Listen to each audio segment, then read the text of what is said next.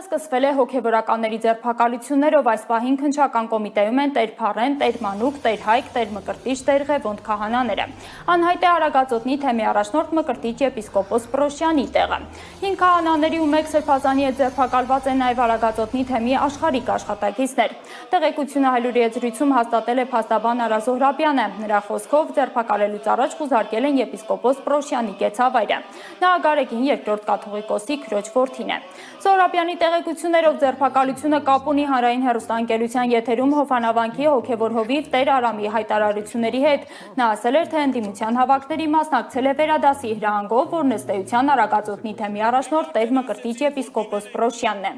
Այս հայտարարությունը ուղարկվել էր դատախազություն, հետո փոխանցվել քրեական ոստիկանության գլխավոր վարչություն հանգամանքներն ուսումնասիրելու նպատակով։